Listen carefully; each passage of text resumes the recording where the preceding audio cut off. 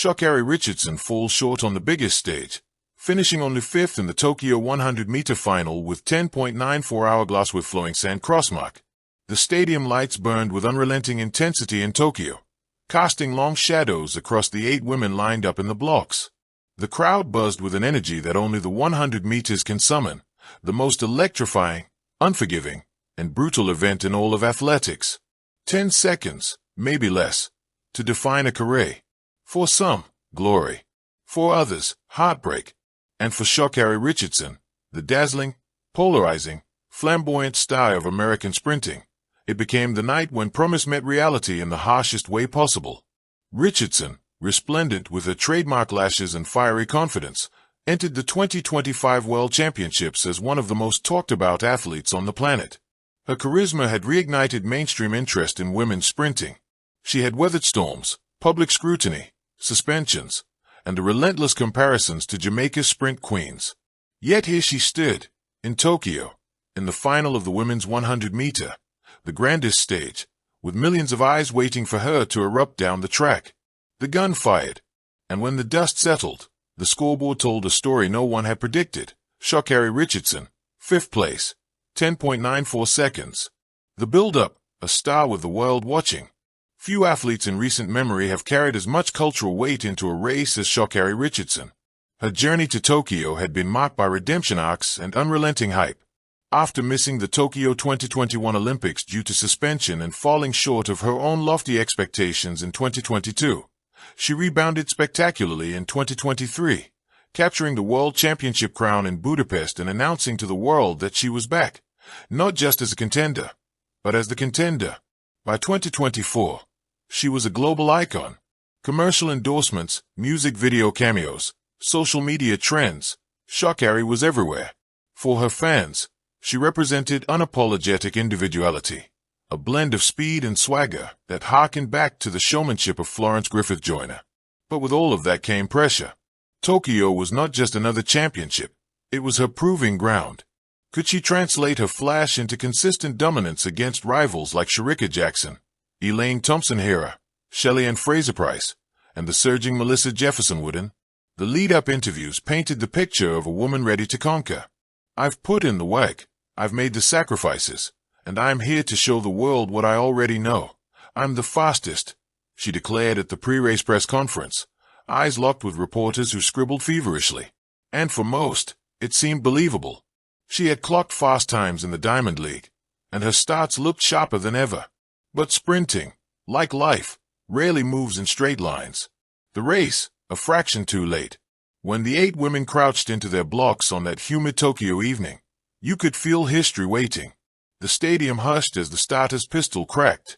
Richardson, in lane 4, stumbled ever so slightly out of the blocks. It wasn't catastrophic, just a hesitation, a beat slower than her Jamaican rivals exploding like cannons to her left and right. In the 100m, fractions are fatal. Melissa Jefferson Wooden surged ahead like a bullet. Sha'Carri Jackson powered into stride. Even Oblique Seville, watching from the men's side of the championship, would later call the women's final one of the sharpest starts I've ever seen. Sha'Carri drove her knees high, fighting to recover. Her trademark late acceleration flickered alive around the 60m mark, but she was chasing shadows. She powered her arms, teeth gritted, lashes fluttering in the wind, but every stride revealed the cruel truth. She wasn't gaining ground fast enough. At the finish line, Jefferson Wooden stopped the clock in a jaw-dropping 10.65, rewriting American sprinting history. Jackson followed closely. Others streamed in. And Richardson, she crossed in 10.94, her time flashing on the board beside a number no athlete of her caliber wants to see. 5th place. For a woman who built her identity on triumph, on show-stopping moments, this was a brutal anticlimax. The silence after the roar. When the crowd erupted in celebration for the medalists, Sha'Carri slowed to a walk, her head tilted upward as if questioning the universe. Cameras zoomed in, searching for tears, for anger, for the signature soundbite that usually followed her races. But Richardson did not give them what they wanted. Instead, she placed her hands on her hips, exhaled, and walked quietly down the track, her orange hair catching the light like fire under the Tokyo night. It was a rare moment of restraint for someone known to speak louder than her results. Later, When she finally faced the press, her tone was surprisingly measured. "It wasn't my night," she admitted. "I came here ready to compete, and I gave it what I had. The women out there ran their race, and tonight, they were better. I'll take this, I'll learn from it, and I'll be back. Bet that." The humility struck a chord. For perhaps the first time in years, Richardson appeared less the superstar and more the student, an athlete still learning how to master her craft under the brightest lights.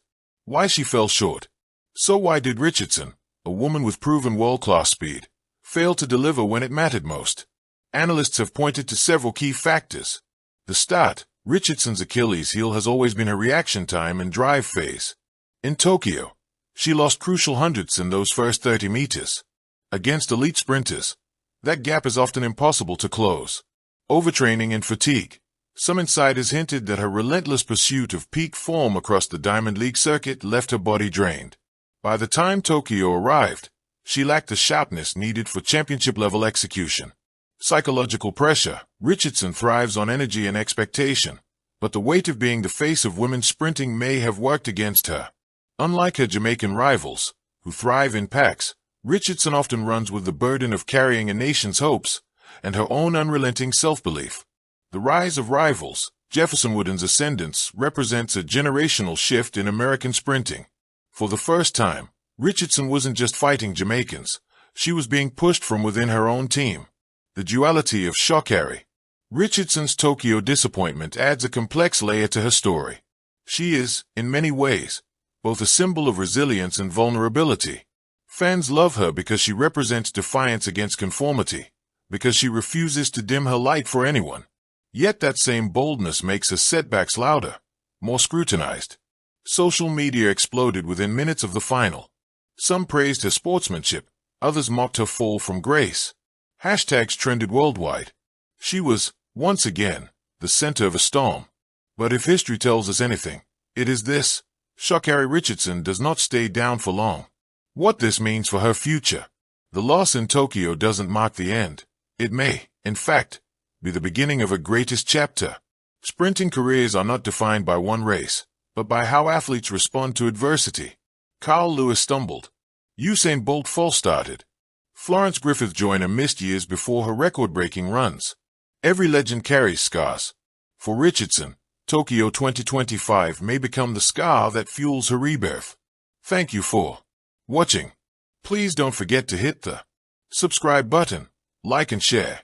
Till next time.